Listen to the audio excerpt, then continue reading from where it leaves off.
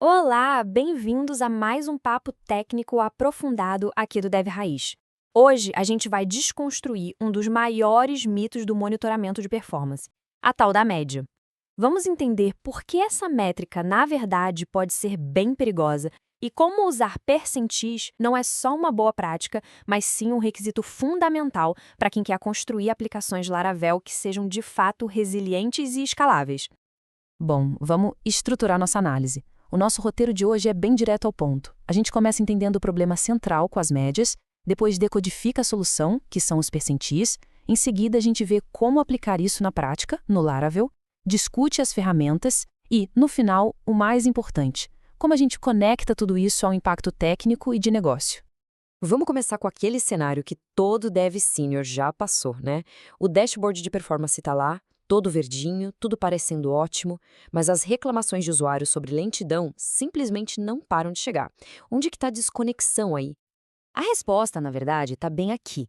Essa afirmação pode até parecer um pouco forte, mas é a mais pura verdade técnica. O problema das médias é que elas são extremamente sensíveis a outliers, ou seja, a pontos totalmente fora da curva.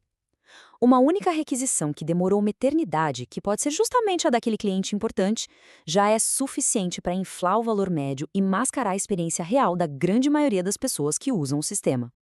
E o que este gráfico mostra de forma bem clara é o seguinte. Olha só a barra da latência média. Ela está lá em cima, toda inflada por causa de um ou dois eventos lentos. Agora, olha para a mediana P50. Ela continua ali, estável, mostrando uma imagem muito mais fiel da experiência típica. É exatamente a diferença entre olhar para o ruído e olhar para o sinal. Certo, então vamos para a solução. Se as médias escondem a verdade, os percentis a revelam. É com eles que a gente consegue entender a distribuição completa dos tempos de resposta e enxergar a performance com uma resolução muito, mas muito maior. Primeiro, a gente tem o P50, a mediana. Pensa nele como a nossa nova linha de base. Metade de todas as requisições são mais rápidas do que esse valor. É uma métrica essencial para a gente detectar regressões gerais de performance e ter, um pulso da saúde típica da aplicação no dia a dia. Então, chegamos no ponto crucial, o P95. Essa aqui é a métrica padrão ouro para aplicações web. Ela nos diz qual é a experiência para a vasta maioria dos usuários. Quando a gente define um SLO, tipo 95% das requisições devem ser respondidas em menos de 200 milissegundos, é do P95 que estamos falando. É aqui que a satisfação do usuário é medida de verdade. E, por fim, o P99. Ele representa a cauda longa da nossa distribuição de latência, ou seja, as piores experiências possíveis. Monitorar o P99 nos ajuda a focar nas dores mais agudas que muitas vezes apontam para problemas bem sérios, como gargalos no banco de dados, falhas de design ou até aquelas queries N+1 escondidas. O que esta tabela faz, de forma bem prática, é resumir o papel de cada percentil na nossa estratégia de monitoramento. Pensa assim, o P50 é o nosso check-up de rotina, o P95 é o nosso alvo de qualidade para a experiência do usuário e o P99 é a nossa ferramenta de investigação para os problemas mais graves. Cada um conta uma parte diferente e essencial da história da performance. Ok, a teoria está entendida. Agora, vamos para a prática. Como a gente traz esse nível de visibilidade para dentro de uma aplicação Laravel?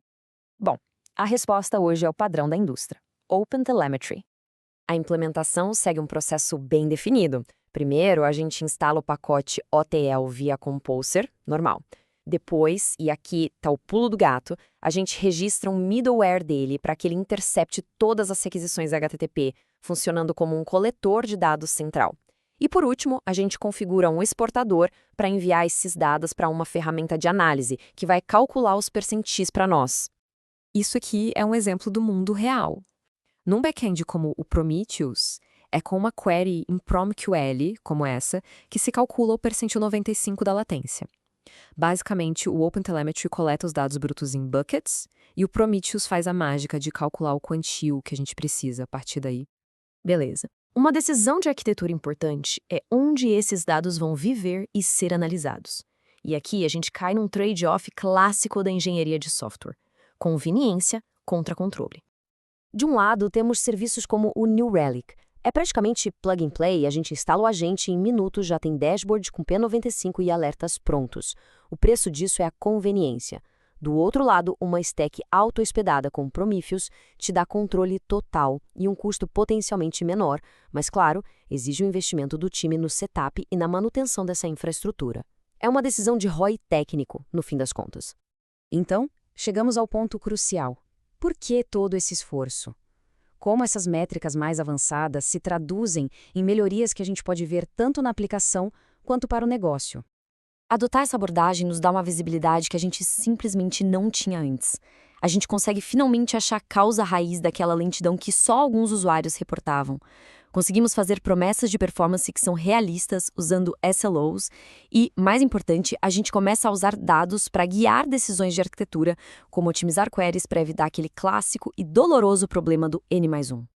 E este número, 10x, ele está aqui para ilustrar a escala do impacto que a gente está falando. Não é sobre melhorias de 5 ou 10%. Ao usar a análise de percentis para encontrar e corrigir um problema grave de N+1, não é nada incomum ver um aumento de 10 vezes no throughput de um endpoint. Observabilidade não é sobre ter gráficos bonitos, é sobre gerar ganhos de performance de ordem de magnitude. Isso nos deixa com uma reflexão final. Uma vez que a gente para de se esconder atrás das médias e passa a enxergar a distribuição completa da performance, incluindo os piores casos, a pergunta muda. Não é mais a aplicação está rápida.